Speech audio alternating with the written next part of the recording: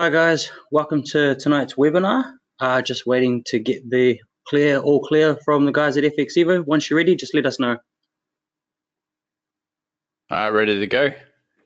Okay, so welcome again, everybody, to another Learn It Live.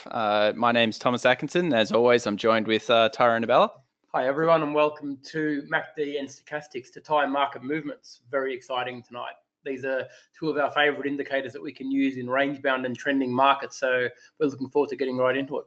Yeah, so one thing I think that you'll probably get out of tonight is we're going to talk about some rules or hard, fast rules with Stochastic and MACD, but also we are going to talk about why we like both of these indicators, because there are a lot of indicators out there and sometimes it can be very confusing, especially if you're a new trader, because there are a lot of indicators and we've tried many of them.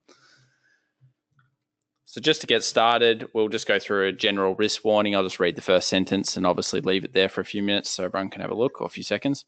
The information provided here has been produced by third parties and does not reflect the opinion of Pepperstone. The information has been provided without any alteration or verification. So once we've got that out of the way. So what we'll be covering today. So we're going to be covering how to quickly spot trend reversals using MACD and stochastic indicators. We're going to be using stochastics and MACD to help optimize your existing trading strategies. So I think a common thing that we've always talked about in every one of our webinars has been that it's not just one thing that you should use for your trading systems. You know, very often we see traders and they say, I'm going to use pin bars or engulfing candles or channels or whatever kind of thing they're looking at, and they just use that and they forget that it's about putting together a story using as many reasons to be in a trade as possible. So you always want to use this to supplement your overall strategy, though you can sometimes have quite successful systems just with stochastic and MACD and possibly even just trend. Then we're going to be taking a look at finding out how to identify some value opportunities. So when we're looking at potentially entering trades and where we might take profit. And as always, and I think we'd really like to cover off some questions at the end of today, a Q&A, which we'll answer at the end of the webinar. So that's probably in about 45 minutes time. So feel free, if you have some questions, you can send them through to Josh and he'll keep them in check, and then we'll start answering them towards the end of the webinar. So rather than just trying to remember them, send them through as you go along and we'll be able to work through them as we get to that stage. Yeah, so Josh will pick out 2 or 3 or maybe 4 and we'll answer those at the end. So very similar to last a few weeks ago when we're talking about scalping, there's really 5 steps to becoming successful in trading. I think one of them is always pick specific currencies and times to trade. And we always say this because there's too many trading instruments and you need to be a master of some before you can be a master of all. So if that's going to be the majors like US dollar pairs, Australian US dollar, Euro US dollar, pound US dollar, that's perfect. If you're going to be a master of something like gold or oil trading, that's its own thing as well. But you really need to pick an area and then become a master of that. And then you can start branching out. Okay, the next part is to recognize a trending or range-bound market, and that goes on to the next point, using multi-time frame analysis to actually determine which market you are actually trading. So if you're looking for opportunities on the 1-hour chart or on the 15-minute chart, be sure to be checking the time frame above that to make sure that the trend does agree with what you're doing, or if you are indeed in a sideways market, because it will have a big impact on the results of your trade depending on how you're going to enter it. Then, of course, stick to and follow your trading system. So this is one that I think we've all failed at. We all have a tendency to just take a trade for no reason whatsoever. I know I am definitely a culprit of that, or was a culprit of that many years ago when I first started. I didn't treat trading like a business, and you've got to respect it, because obviously you need to respect money that you are putting at risk when you are trading. So stick to and follow your trading systems, and always give them a fair shot. Too many people just drop their trading system after a few days. Yeah. And once again, the ability to manage the trades really goes hand in hand with the trading systems. You have to have this in, and we are going to harp on about it, but it's one of the most important things in trading, to make sure that you do follow your system, because if you let emotion get involved, humans have a very, very big knack of screwing things up once emotions get involved. So let the system take care of itself, just like a business plan, and everything will work out just fine. Perfect. So firstly, whenever we're using indicators, we really need to recognize market conditions. So we need to know, is the market channeling or range bound, or is it a trending market? And this is something that you need to be able to understand. And we have covered this a little bit in other webinars, but specifically for channeling or range bound markets, just try to go and look for literally channels. So if you don't know what that is, go look up channel patterns, and that's something that's going to help you a lot to figure out whether the market is in a range bound, and then therefore you can change the way you will trade with these indicators. Once you identify a channeling market or a range bound market, take profits and stop losses become very easy to place because the predetermined targets are always very, very standard using support and resistance that are making up the channels. Whereas in a trending market, the take profits can sometimes be a little bit bigger than you'd sometimes expect because no one knows when a trend is going to end. But what is certainly easy to identify are the stop loss levels. So you can't really know this until you know which type of market you are actually trading. So it's very, very important to identify because it will make a difference to how you place your trades. For instance, if you are trading a trending market, it's not technically going to be a scalp most of the time because your risk reward ratios are going to be far larger than a range bound or a sideways market where your risk reward ratios are often going to be 1 or 2 to 1 maybe at the most. Whereas in a trending market, you can get up to 4 or 5 to 1 trades. So for anybody who doesn't know what that means, a risk reward ratio is how much you are going to risk per trade versus how much you're going to make if the trade is successful. So if you're going to risk, say, $100 in your account and your take profit will net you $400, that's what we call a 4 to 1 risk ratio trade. And, you know, I was talking to a student today and we were actually discussing the past month's worth of results.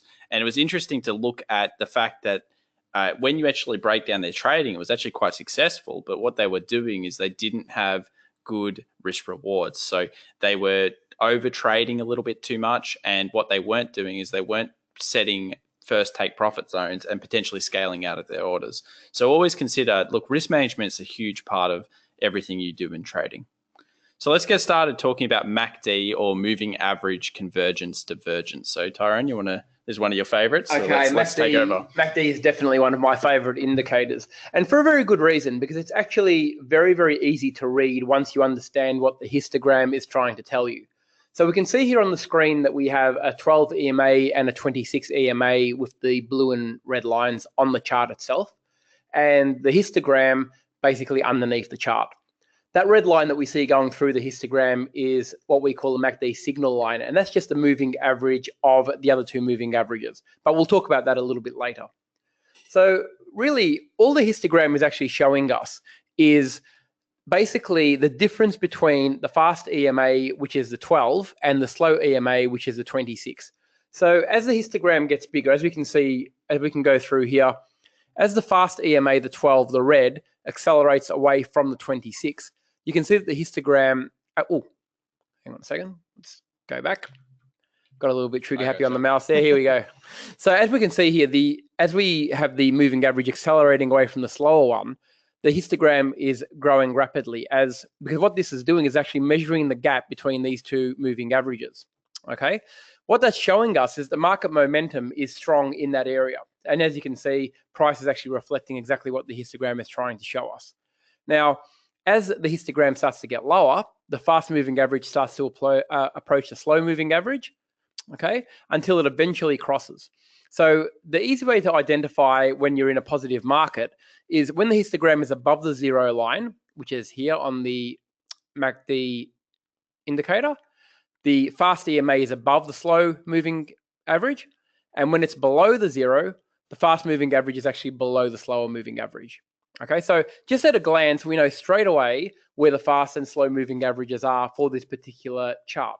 So even without that red and blue line on the chart, because you can get rid of that once you understand what the histogram is telling you, we know straight away where the fast moving average is located. And I think the interesting thing here is, do you know how many people do not know that it's a 12 and a 26?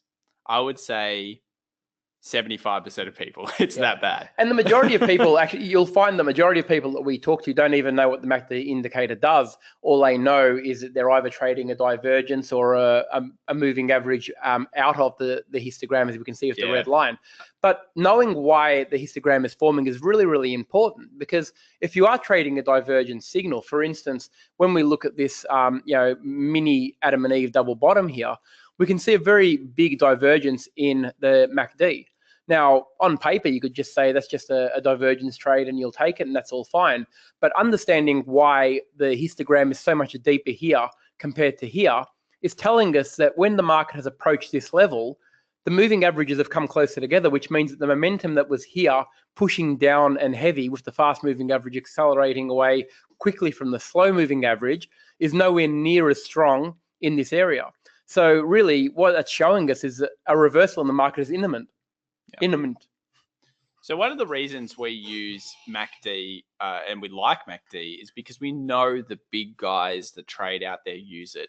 If you've ever, and I always talk about this, but you do want to be with some of these guys. If you ever read UBS reports, Goldman Sachs reports, whoever else investment grade houses out there, they will talk about what the daily moving average, MACD is doing. So they will always say it's above the zero line or below the zero line or crossing to above the zero line. So they often mention that in their reports, and that's because they do use this indicator. It's wildly used, and that's good. Yeah, and there's, again, we've mentioned that before and we'll mention it plenty of times into the future. There is nothing wrong with trading with the herd as long as you've got a solid reason to do so, because the herd means momentum. And momentum, we are momentum traders. And we're not necessarily talking about the retail herd. We're talking about the big money, the people that are pushing billions into the market, because they're often the money that's actually moving the market, because that's the one you want to be following. Yeah. So just a few MACD rules to follow. So this is pretty simple rules, actually, but we find they work quite well when you use them with other systems, don't we, Tyrone? We do, yes. And look, you can trade it in isolation, but like we've mentioned earlier, trading any indicator or any signal in isolation is a little bit like a jury. Like, imagine if you were on a jury and a murderer came in and he was covered in tattoos and he had earrings hanging from his nose to his ear. Automatically, you're going to make the assumption that he is guilty, and that's basically one indicator because he fits the brief. But making that assumption, maybe we didn't know that he was actually in a different state at the time of the murder. And that's what price action might be telling us. So although an indicator might be giving us a lot of information, if we don't go through and look for more evidence and actually more things to build our case, we could be potentially entering a trade or locking up our punk without any reasonable or substantial evidence, which means that your trade may fail because we're missing an important piece of information that we otherwise would have known about if we were adding more filters. So that's why, yes, you can trade it in isolation, and quite often it can work, but the more filters that you add to it and the more evidence that you can to put it within, obviously you're not going to get a perfect result every time, but the more evidence that you can build for a case to make a long or a short position, the better the trade's going to be. So do you want to talk about these letters here, Tyrone? Sure. So the very simple way to potentially trade the signal line coming out of the histogram is by, I'm just going to move the mouse here. So we've got the A position here. So as we can see, the 9, which is representing the red line, is moving back into the histogram. So what that's telling us is that an acceleration in the market is happening. We already know that the histogram is growing. So if the histogram is rising, we know that the fast moving average is accelerating away from the slower moving average when it is above it. Okay. The same thing happens here at B. We can see that the histogram has dropped a little bit, being a pullback. As it enters the histogram again, we know for sure that the fast moving average is accelerating again away from the slow moving average, and off we go again. Okay, so we can enter a long position every time that signal line enters the histogram, because by entering the histogram, we know that the fast moving average is accelerating away from the slow one. Is this a simple method? Absolutely. It doesn't really get much more simple than that. But I guess in effect, what it is showing us is we're trading with a fast moving average just accelerating away from a slower one.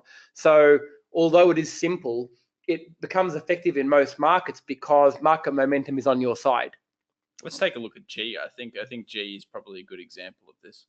G is another good example of the histogram rising above the signal line again, but this time it's really gone with some serious force. And as you can see, the market's quite reactive to it. So when every time it does enter into the histogram, quite often you do get that sharp boost off. You know, would we ever trade this method in isolation? Well, maybe 10 years ago, but now we know better than to just trade one thing. But if you were looking and you're a beginning trader that's learning your craft, there's nothing wrong with keeping it really simple at the start and applying good risk management, because these trades will work out more often than they will lose. And if your risk ratios are better than 1 to 1, you can have a winning system, and anybody could really follow this. It's really simple. So when you add this with a few other things, I think it makes a big difference to your trades. But if we look at G again and we consider what's happening in the market, so we obviously don't know what's happened before, and we only see what's happening right now. But you will notice that at G, just after G, it breaks to a new high. The market breaks to a new high. So we had our kind of like signal here, but then we're breaking a serious resistance point. So just bringing in this MACD rule with trend, with potentially a break of resistance, can be actually very powerful. And those things make trading systems, because you're following what the big guys are doing. When they push the market to a new high, what they're basically telling you is maybe news has changed, maybe the fundamentals has changed. We don't really care about that, but what we do care about is that the market has decided a new high must be formed for whatever reason, and we then follow that particular market new high. And you can see how powerful it is, specifically because it's broken past a very serious resistance point. And the thing with, you've got to remember that once a fast moving average starts to accelerate away from a slow moving average, the only thing that can actually make that happen is market speed. So we know for sure that the market's speeding up and accelerating in an upwards direction. So straight away, you've got the recent market momentum on your side. All right, well, let's take a look at some live market examples of MACD, and then we'll come back and talk about stochastic, and then talk about some rules that we can apply to both of these indicators.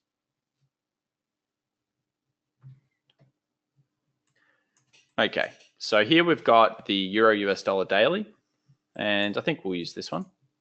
So we'll have a look at a couple of time frames. Let's start out with the daily. It's always good to get a bit of a bias as to what is happening.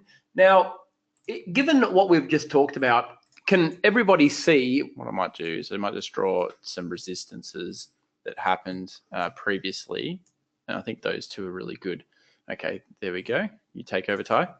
So we can see here that we all know that the Euro USD has been starting to consolidate a little bit over the last month or so. Like it's broken to a new high over the 120. So it has broken a significant resistance level, which was here, and it's come back and nearly tested it down there. What we had here though was basically a little mini double top with MACD divergence. We can see very clearly that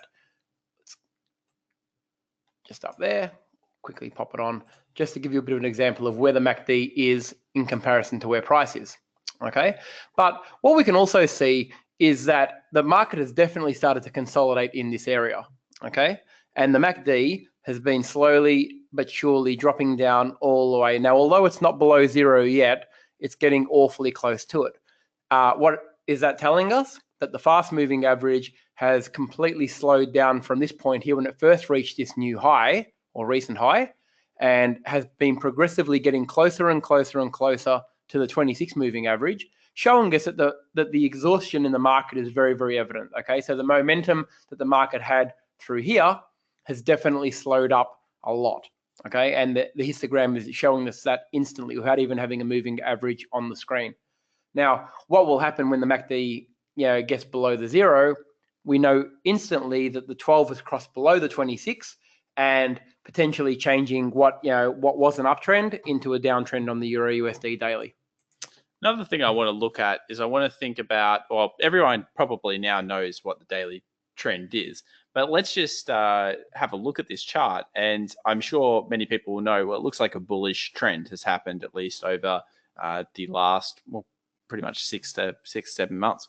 So a long time bullish trend here, but what we've noticed on the daily, if we put vertical lines here, when the actual MACD and the signal line do the thing we were talking about before, look what happens to the market after that occurs. So the market goes through in particular, this is kind of like that G example, where the market signal line has gone through, the histogram has then reached above, and it's broken past that significant resistance point over here. It's kind of consolidated, which the market will often do just before it breaks, and then it breaks and it's continued on. And this may not look like much, but these are pretty serious moves. Like that's over 6 cents. So we're talking about 700 pips here, I think 600 to 700 pips. And even after the break, which happened here, even if you took it up here, it's still a 300 to 400 pip kind of move. And it's been preeminated by the MACD cross that happened here. So when that happened, we could have been potentially looking at the market, looking for other reasons to be in this trade, and it's very, very good for us to stick with the trend. That's right. Now, one thing to bear in mind when you are using the MACD indicator, and any indicator actually for that matter, is that it will automatically adjust to whatever time frame that you are on. So we're on the daily at the moment, so this is automatically using the 26 and the 12 EMAs on the daily chart. Now, if we take this back to a 4-hour, which Thomas has done now, you'll see that the MACD looks completely different. So the MACD moving averages have completely adjusted to the new time frame and are now using the EMAs of the 4-hour as opposed to the daily. So just bear in mind that you don't have to change anything in the settings. The indicator will automatically adjust to whatever time frame chart you're on. Yeah, so when we've identified a trend like this, if we are looking for other reasons, and again, that's what we're really stressing tonight, we can get involved in these trades. And even if you'd identified the trend up and you'd look for just all of the opportunities when the MACD did the thing we wanted to do, look at the moves that happened after this first happened here. Look at that move. It's very, very big. And even when it crossed through up here, it's still significantly large move. That's 400 pips. So to a lot of people, they'll be like, wow, that's a lot. Like I know when we first started trading, we thought 10, 20, 30 pips was amazing. So didn't we, Ty? We definitely did. We had that whole 100 pips a week kind of mentality. That'll do it. But the problem is that you need to do what the market's telling you. And in this case, if you were looking at a break of at least a significant resistance, this is a very clear sign for us of a break of a range, because you can see here this big range bound market, and we've covered that in other webinars. And when that breaks, if you'll start getting involved with the long side of the MACD, then you can have some pretty significant moves. So putting together just a range bound market break with the MACD signal lines crossing underneath, or the histogram crossing above, those things can be very, very powerful when we're trend trading. So we'll jump into a couple of other currencies later on in the webinar, but let's jump back into the PowerPoint and talk about Stochastic quickly. Okay, so Stochastic is a very popular indicator. A lot of people use it, but unfortunately a lot of people use it incorrectly. What a lot of people don't realize is that Stochastic actually works better in range-bound markets. And a lot of people will actually sell the overbought zones and buy the oversold zones, which is perfectly fine. And actually, that's what you do with Stochastic. But the key is to, again, identify which market you're actually trading in before you do use the Stochastic oscillator. Okay, so in a range-bound market, it stands to reason that every time it is overbought, you could place a sell order with a logical target of the oversold level on the Stochastic.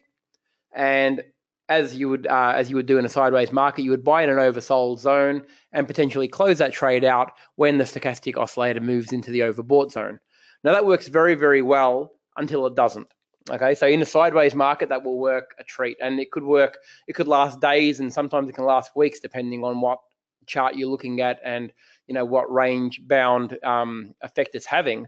But what you need to be very, very mindful of is that when it doesn't work, when the trend actually eventually breaks out of the channel or the mini consolidation area, it can stay in an overbought or in an oversold zone for an extended period of time, because it is not a very good trend following indicator at all if you are trying to reverse what is currently a break or a trend that is actually going strong. So the way, if you want to use a stochastic oscillator in a trending market, you can certainly do it, but what you need to do is actually adjust the settings a little bit and only trade in the direction of the break. So If we get a sideways market and it breaks to the upside, similar to what we saw in the live example before, what we'll do is lift the oversold level to 30 and bring the overbought level down to 70, and we will buy and join the existing trend every time that the stochastic comes below the oversold at the new level of 70 to join the existing trend. What we won't do is actually sell in the overbought zone while that trend is still in an upward direction. The same goes for a downward moving trend. We would bring the overbought down to the 70, as I said, and we would sell at every opportunity when the stochastic oscillator moves into above the 70 zone and crosses back down. Again, what we will not do is attempt to buy in the oversold zone while that trend down is in place. So this is where it's really important to really maybe go back over one of our other webinars, though we will cover it again in the next couple of webinars, and identify or correctly identify range-bound markets. Because when you do that, you're going to be able to therefore start using the stochastic more effectively, and you can also start to think about MACD, divergence, and convergence, which we're not going to cover in today's webinar, but you can use those together in that range-bound market. Divergence is a subject all in itself, and I absolutely cannot wait until we do it. But I've been instructed by Thomas not to talk about it too much today. Yeah, but stay tuned for that one, because it is a very, very powerful force in the market. The problem with that is it does involve fairly, there's quite a few different types, and it's really a lesson in itself. So we will cover that at some point, but for today, we're just going to look at the stochastic and, of course, those signal line crosses. So again, if we're looking at a chart like this, we may not be able to identify whether it's fully range bound or not.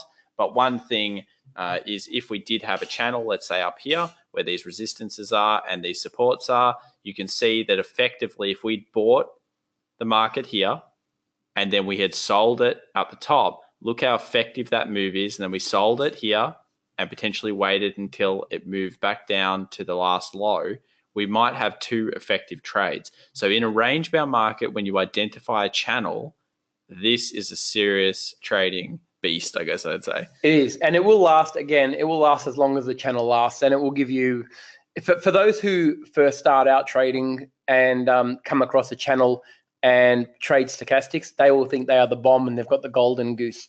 And it does feel that way because it's almost poetry in motion when you are trading stochastic crossovers in the overbought and oversold zones. But just again, I can't stress enough that when the channel eventually breaks, the stochastic oscillator becomes useless, and you don't want to give away all of the good profits that you've made during the channel trying to reverse what is an inevitable change of trend.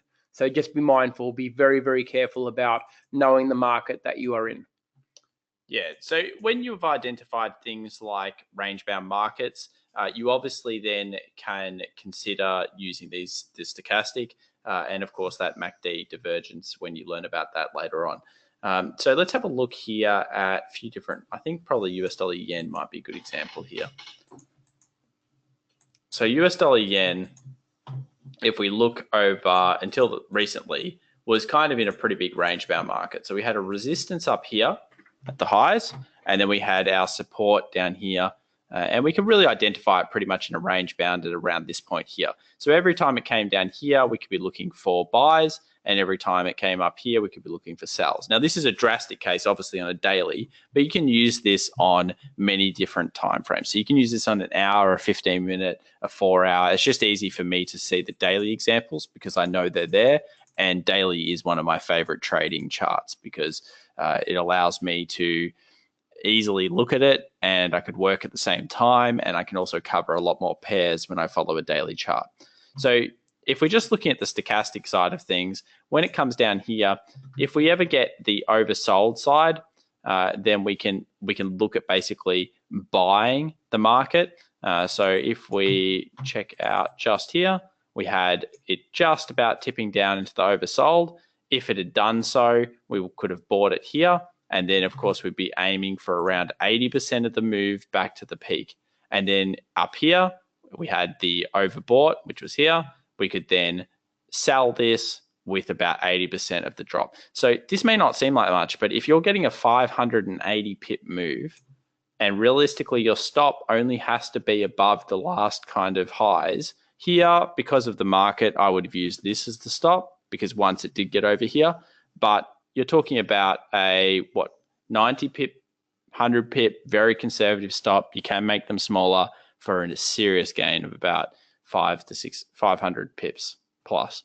So that's a very serious style of channel, but you can find them on the smaller time frames and then use the stochastic. And even just finding the range using the stochastic can be an effective strategy in itself.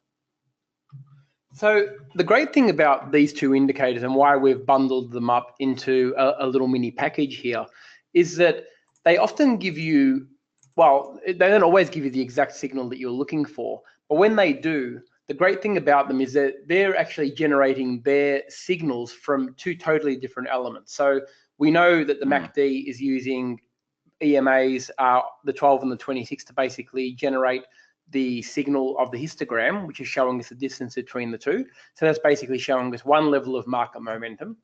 And we know that the stochastic is basically measuring the highs and the lows of the last 14 periods by default. So most stochastic indicators have a default setting of the last 14 periods. Again, that adjusts to the time frame that you're on. So it's basically measuring the highs and the lows of the last 14 periods, which also makes it a momentum indicator. Now, although they are both momentum indicators, they're using and generating their signals from very, very different sources. And that's why they don't always agree, because sometimes the power in the market can be a little bit faster. The stochastic can be a little bit faster than the moving averages, simply because moving averages by nature are a little bit slower. But when the two actually agree and you see, and both of them are agreeing to the direction that you're going, they can be a very, very powerful combination. What a lot of people do, especially novice traders or people who are learning the craft, is they bundle indicators that are actually effectively giving them the same information and saying, okay, I've got three indicators telling me the same thing. What are some common culprits of that one, Tyrone? Well, look, as much as I see the thing with RSI, I was going to bring RSI up, and I've got nothing against the RSI indicator, and it is a good indicator, but when it's used in conjunction with the stochastic oscillator, it's a very, very similar signal. They very, very rarely don't agree with each other. They're both measuring the last 14 periods. It's just that the stochastic is measuring the highs and the lows, and the RSI is measuring the closes and the opens. So ideally, you want to be bundling indicators. When you are using multiple indicators to help generate a signal, we need to basically say, all right, this indicator is giving me this information. This indicator is giving me this information as well, but they're getting it from very, very different sources. Now, what that means as a trader is that stochastic traders will be trading the signal from the stochastic. MACD traders will be trading the signal from the MACD. So you've got two levels of buying or selling power coming from very different signals. So what that means is momentum and force in the direction that you want to trade. Okay, so very quickly, we've got some divergence. We're just going to bring it in just a little bit just to show you how powerful it can be. Yeah, so what I want to do here is I want to show you, we've got a range here that you can find on the daily, on the pound, and this happened in January this year, so pretty relevant. And what Tyrone was going to say is basically we've got our MACD divergences here, we've got our overbought stochastic here, and it's right in our range of the resistance of the zone. So when that happens and you're getting all of these things coming together, it strengthens our case. So like Tyrone said before, what were we doing? Wrongly assuming the punk with the tattoos and the earrings through his nose has all of a sudden got a weapon in his hand. Yeah, I think it's a legitimate case against the punk. The case is getting more legitimate. But in all seriousness, though, we can see two very different indicators generating what is effectively the same signal at a place of resistance. So we've got three very serious reasons to potentially take a sell position at this location. Don't worry about candle patterns or price action showing us that on the smaller time frames. That's a story for another day.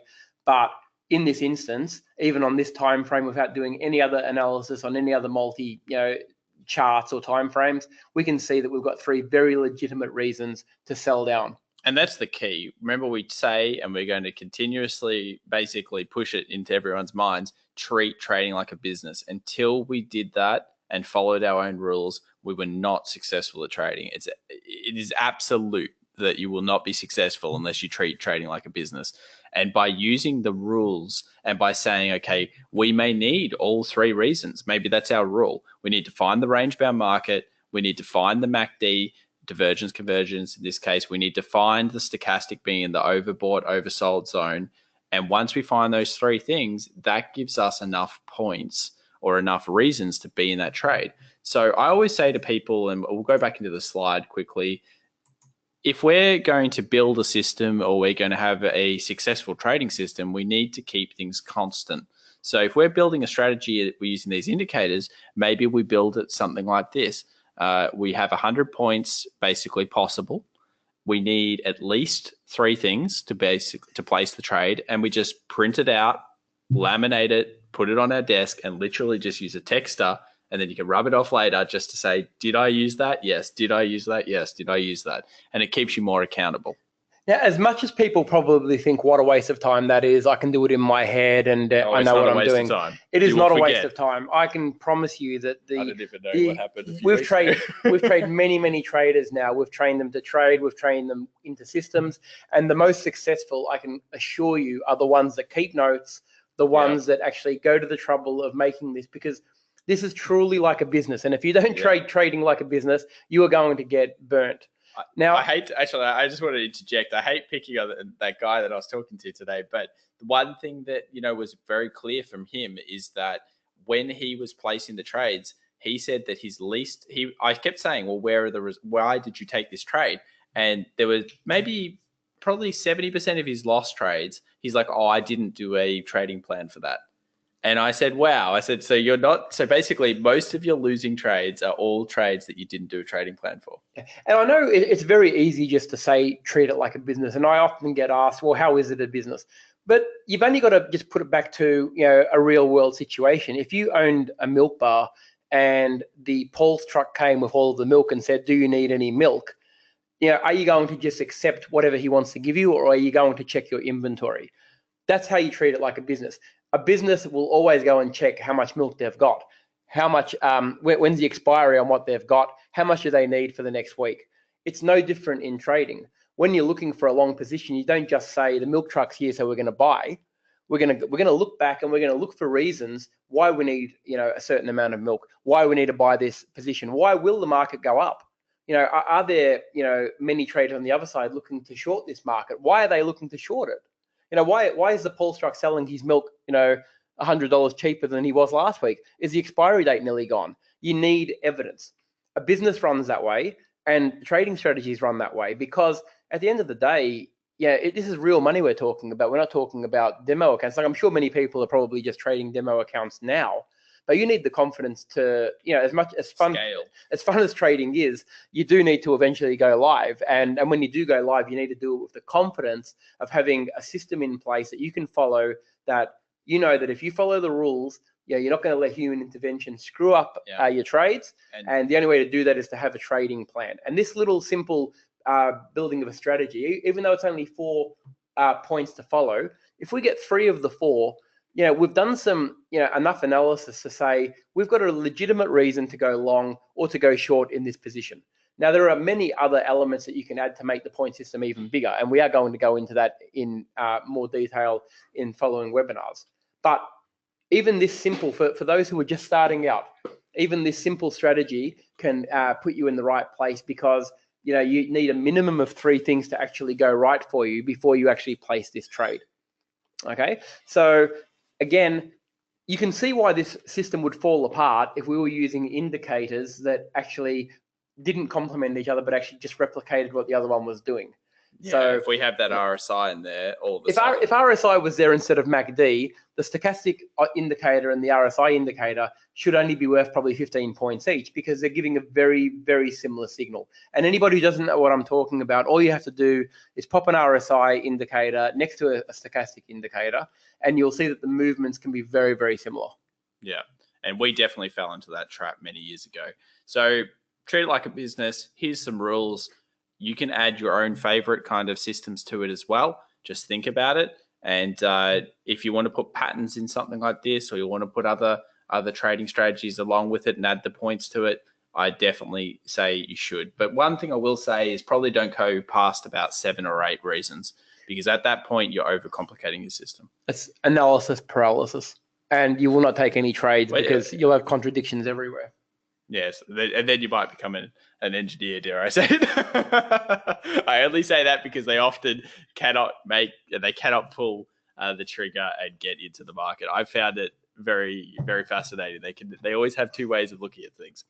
So we'll end up here before we answer questions, just talking about some risk management. As always, 1 to 2% is the perfect kind of starter for risk management while you're building your system.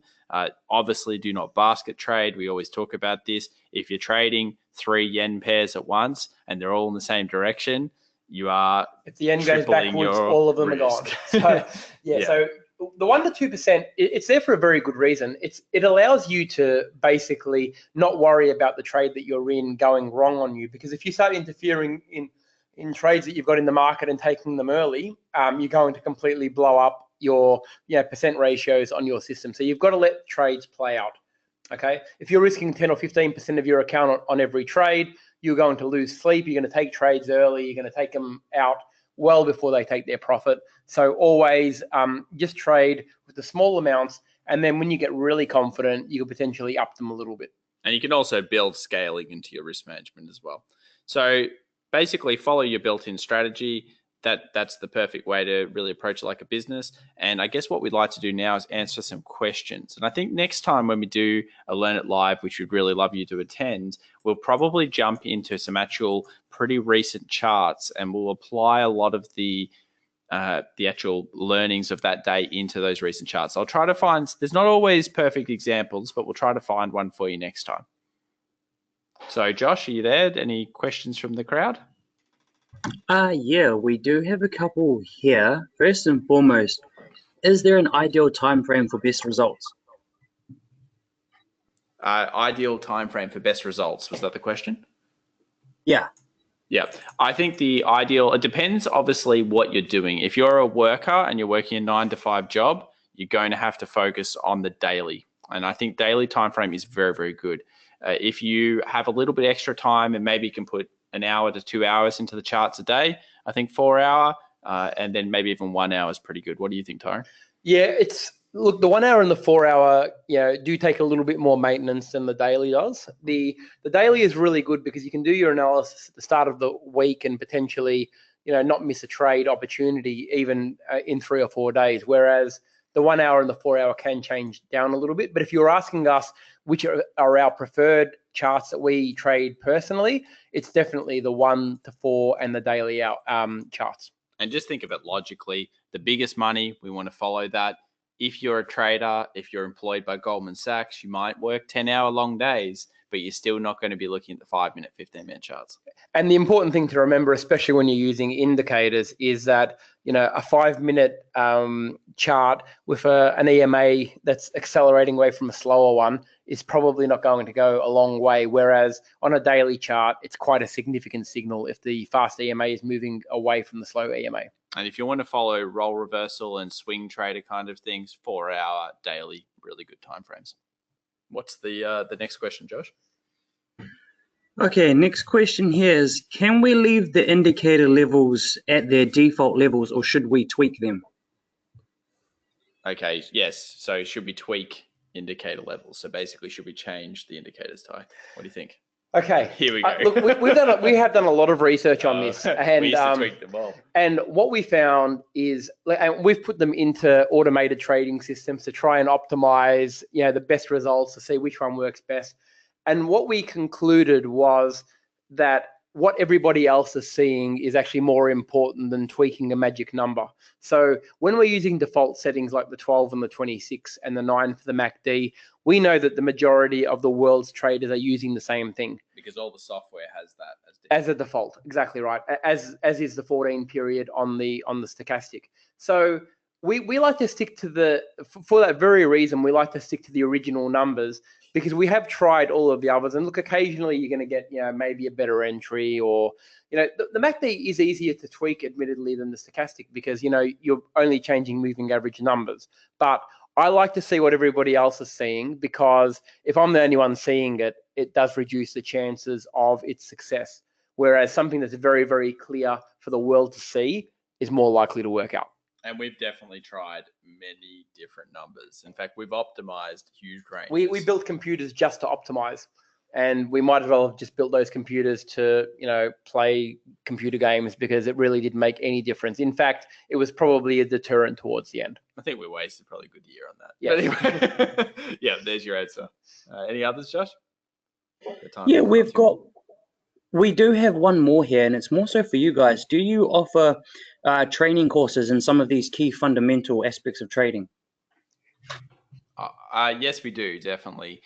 So we're actually going to be launching a new video quiz and tutorial based mobile and live online trading courses. And there's going to be two main ones, the foundations course and then the advanced course module. I think they're probably the best we've ever put out.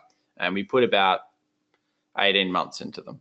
So I can definitely say we've put the time in to make them the best possible, and they'll be out in a few weeks. They have been built by our trade analyst team, and collectively we've done nearly every course there is in the world to do. You almost have. Yes, and we're very confident that we've combined all of the good elements of what the most of the other courses are and put them into real world trading. So if anybody wants a bit of a preview on how our courses look, they can actually have a free preview at the 101 currency trading course that your Pepperstone support person will give you access to if you ask them. So just send them an email and ask for the currency trading 101 course, and that will give you a bit of a preview on to how our courses are designed and structured. Yeah, I think that's probably the best way of saying it. So yes, we do. All right. Well, thank you very much, everybody. Really appreciate everyone coming out. We're looking forward to going into some more live charts next time when we get some great examples. And I think what we're going to do from now on is we're going to pull back on a few of the things from previous weeks. And we're going to say, well, how about let's just add that MACD in, or that stochastic we were talking about last time, and see how it works alongside some of the things we're talking about tonight. So really appreciate everyone coming out. And I've got one more last thing. Yeah, we do encourage you to, if you joined us tonight and you haven't joined us in the past, when you do get these invitations, try and come through, because we do like to refer back to previous webinars that we've done, and we like to, as we build on your knowledge base, we're going to continue to add indicators and patterns and support and resistance that actually all complement each other. So it'd be advantageous for you to take this on board and maybe even watch the replay to make sure you fully understand it. So the next time that we talk about it, when we are talking about stochastic and MACD and integrating it into the next webinar or whatever the topic may be for that time, you'll have a good understanding of what we're talking about without having to refer back. So again, we appreciate your time. Thank you for joining us, and we look forward to talking to you soon. Always love it. See you guys. Thanks, guys.